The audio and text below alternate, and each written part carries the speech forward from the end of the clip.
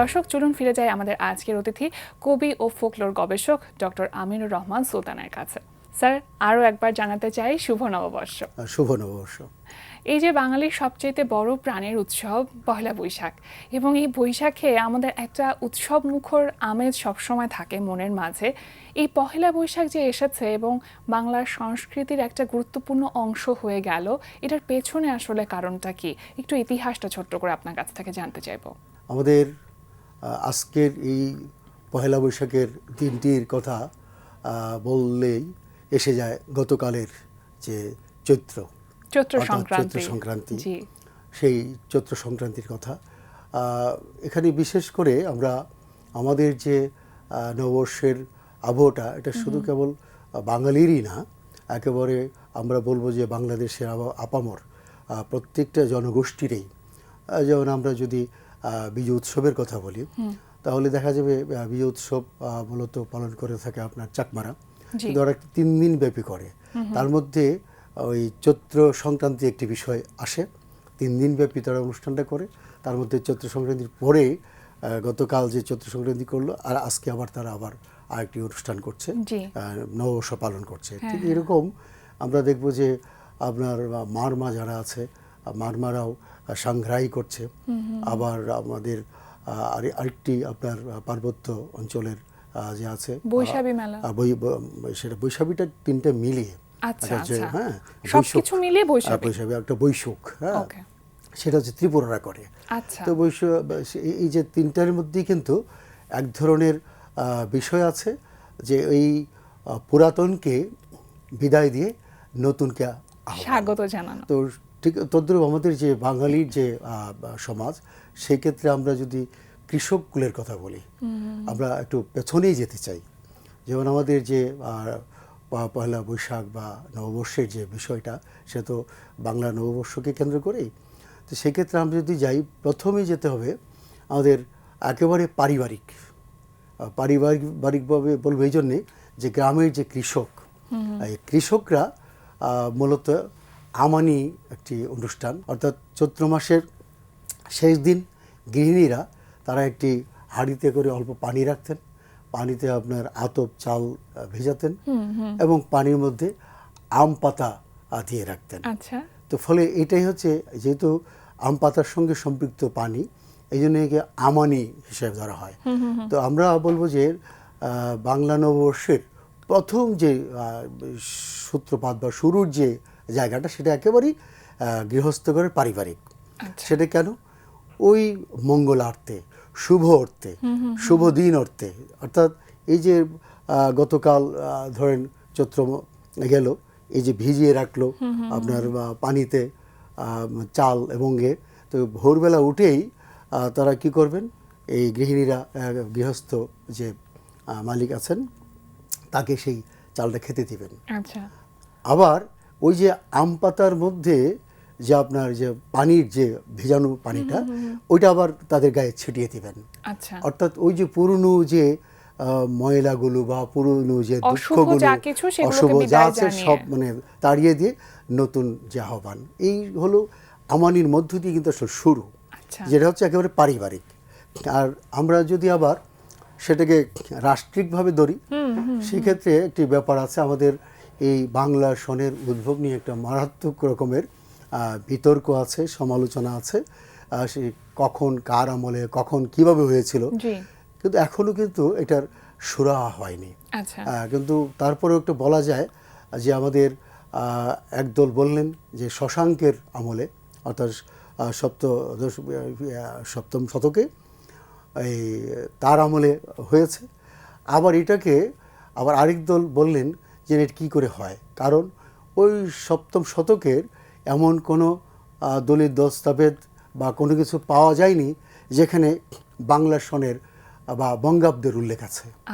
কারণ যেহেতু বাংলা সন বঙ্গযুগ অব্দ বঙ্গাব্দ, সেটা নয়। আবার আরেক দল বললেন যে এটা সম্রাট আকবরের আমলে হয়েছে। সেটা হচ্ছে আমরা যদি সম্রাটের আকবরের কাল ধরতে যাই, সেটা হচ্ছে 1500 সালের পরে গিয়ে আমরা 1600 সালের শুরু পর্যন্ত। তো সেই জায়গার মধ্যেও আহমেদ শরীফ অবশ্য আকবর সম্রাট আকবরকে সমর্থন করেছেন খুব উল্লেখযোগ্য ব্যক্তিরা, যিনি হচ্ছেন মেঘনাদ সাহা, ইনি বিজ্ঞানী, আবার জয়সওয়াল, কাশীনাথ প্রসাদ জয়সওয়াল, তিনি আবার ইতিহাসবিদ, অক্সফোর্ড থেকে আপনার ইতিহাসে এমএ পাশ করেছিলেন, সে 1800 সালের পরের ঘটনার কথা বলছি। তিনি আবার বিহারের লোক, তিনিও সমর্থন করেছিলেন যে আমাদের আকবরের সময় এটা তিনি প্রবর্তন করেন। সেখানে আমাদের অমর্ত্য সেন, নোবেল বিজয়ী, তিনিও এটা সমর্থন করেছেন। কিন্তু আহমেদ শরীফ এসে এটাকে বলেন যে না, এটা সম্ভব না। কেননা সেটা হচ্ছে যে তিনি তো ইলাহি অব্দ শুরু করেছিলেন, মানে তার একটা নিজস্ব কিন্তু ইয়া ছিল। আচ্ছা, আপনার আমরা আবুল ফজলের সেই লেখা আপনার আকবরনামায় আমরা পাই। তো সেক্ষেত্রে তিনি বললেন যে এই ক্ষেত্রেও এটা সম্ভাবনা কম, এই কারণে যে আকবরের সঙ্গে বা সম্রাট, এই যে আমাদের সম্রাটের সঙ্গে আমাদের যে বাংলার একটা মানে বিরোধ কাজ করছিল, মানে যেটা সংগ্রাম কাজ করছিল 15 সালের শেষের দিক থেকে শুরু করে 1600 সালের আগ পর্যন্ত, মানে মনে করেন যে 10 বা 15 পর্যন্ত। তো এই সময়টা যেখানে এই পূর্ববঙ্গের বা বাংলার মানুষের সঙ্গে তার এত বিরোধ, সেই বিরোধের মধ্য দিয়ে তার ওই ইলাহি অব্দ বাদ দিয়ে তো তিনি বঙ্গাব্দ গ্রহণ করতে পারেন না। এটা একটা যুক্তিসঙ্গত কথা। তারপর নানা তর্ক বিতর্কের মধ্য দিয়ে আসলে এখন তারপর আবার একটি ব্যাপার আছে, এইটা এখানেও শেষ হয়নি। তারপর আবার আহমেদ শরীফ বা আরও অন্যান্য গবেষক তারা বললেন যে না, এটা আর একটু পিছনে চলে যাবে। সেটা হচ্ছে যে সুলতানি আমলে, সুলতান হুসেন শাহর আমলে এটা বাংলাটা চালু। সেখানে তারা যুক্তি দেখালেন যে অব্দ আমরা যে বলি আমরা শন বা শাল, শন হচ্ছে আরবি শব্দ আর শাল হচ্ছে ফার্সি শব্দ, এবং এই দুইটাই কিন্তু এই বঙ্গাব্দের পরে কিন্তু ব্যবহৃত হয়। তারা বলছেন যে দেখা যাচ্ছে যে আপনার ওই সময়টায়, কারণ আমাদের বাংলা ভাষা সাহিত্য সংস্কৃতির যে বিকাশটা উন্মেষটা, সেটা কিন্তু সুলতানি আমলেই আপনার বিকশিত হয়। আর ওই সময় আরবি ফার্সির একটি প্রভাব ছিল, ফলে সেক্ষেত্রে তারা বলছেন যে না, এটা ওই সময়টা হয় সম্ভাবনা বেশি। আবার একদল বলছেন যে না, সেটাও হয় না, কারণ মুর্শিদ কুলি খাঁ যখন আপনার আমাদের মুর্শিদাবাদে তিনি তার স্থানান্তর করলেন রাজধানী, তখন ওইটাকে কেন্দ্র করে, অর্থাৎ বাংলার মানুষের কাছ থেকে যে খাজনা আদায়ের যে বিষয়টা, এই খাজনা আদায়ের বিষয়টাকে কেন্দ্র করেই এখান থেকে দেখা যাচ্ছে যে ওই বাংলা সনের যে উৎপত্তির যে বিষয়টা, পয়লা বৈশাখের যে বিষয়টা, সেটা আসছে। এবং সেটাকে কাকে কেন্দ্র করে? রাষ্ট্রিক ব্যবস্থাপনায় পুণ্যাহ অর্থে, অর্থাৎ এই দিন আপনার কৃষকরা তাদের নতুন জামা কাপড় পরে সেই কৃষির যে আপনার বেচাকেনা, এগুলো তাদের তখন পকেটে টাকা থাকতো, সেই পুণ্যাহ অনুষ্ঠানে আসতেন। এই হালখাতা একটু পরের ব্যাপার। পুণ্যাহ অনুষ্ঠানটা ভালো বলছেন, পুণ্যাহ অনুষ্ঠানটা হচ্ছে কৃষি আর রাষ্ট্রীয় ভিত্তিক, আর হালখাতার হচ্ছে ব্যবসা কেন্দ্রিক। কিন্তু হালখাতার আসছে পুণ্যর পরে, মূলত এটা একটা এক্সটেনশন বলা যায়। ভীষণ সুন্দর করে আপনি বললেন। আপনি আমানির কথা বলছিলেন, যেটা দিয়ে শুরু হয়েছিল। এখন আসলে পান্তার সাথে, মানে ইলিশ এবং পান্তার একটা যে সাদৃশ্য আমরা দেখি পহেলা বৈশাখের সাথে, মানে একটা যে সংস্কৃতি আমরা উদযাপন করি, এই পান্তা ইলিশ এই বিষয়টি কিভাবে যুক্ত হলো? এগুলো তো সব এক ধরনের লোক সংস্কৃতির উপাদান উপকরণ। তো আমরা আমানির কথা বলছিলাম, আমানিতে কিন্তু সকালবেলায় কৃষকরা রাতে পান্তা ভাত করে রাখতেন। সেখানে কিন্তু মরিচ পোড়া, কাঁচা মরিচ এবং শুকনো মরিচ পোড়া এবং পেঁয়াজ, এটি কিন্তু আসলে উপকরণ ছিল। এবং সেই গ্রাম এলাকায় এইভাবে ইলিশের আসলে প্রচলন ছিল না। তো সেটা হচ্ছে যে লোক সংস্কৃতি কিন্তু রূপান্তরের মধ্য দিয়ে টিকে থাকে। এখন ধরুন ওই সময়ের আগেকার দিনের যে পয়লা বৈশাখের যে আমেজ বা পয়লা বৈশাখকে কেন্দ্র করে যেসব মেলা হতো, তাই না, লোকজ মেলা গ্রাম পর্যায়ে, সেটার কিন্তু একটা রূপান্তর বলবো আমরা আরবান ফোকলোর, তাই না, আরবান ফোকলোর। তা আমি মনে করি যে এই যে আরবান ফোকলোরে কি হয়, কিছু নতুন নিত্য নতুন বিষয় এসে যুক্ত হয়। শহরের যে লোকচর্চা, চর্চাটা সেটা এখানে এসে কিন্তু আপনার ইলিশের যে চর্চাটা সেটা শুরু হয়েছে।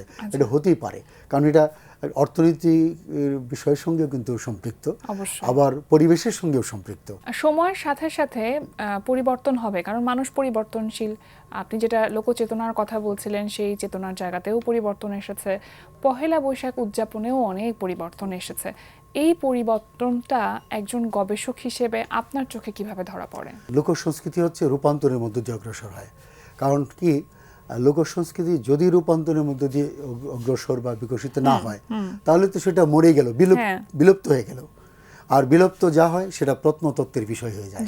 তো ফলে আমাদের যে পয়লা বৈশাখ সেটা প্রত্নতাত্ত্বিক বিষয় হওয়ার মতো না, সেটা লোক সংস্কৃতিই থাকবে, টিকে থাকবে। ফলে এর মধ্যে নতুন কিছু, নতুন নানান ধরনের বিষয় যুক্ত হবে, সেটি স্বাভাবিক। যার ফলে আমরা দেখি যে এই বৈশাখকে নিয়ে কিন্তু কবিতা রচিত হচ্ছে, কবিতাগুলি আবার সংকলিত হচ্ছে।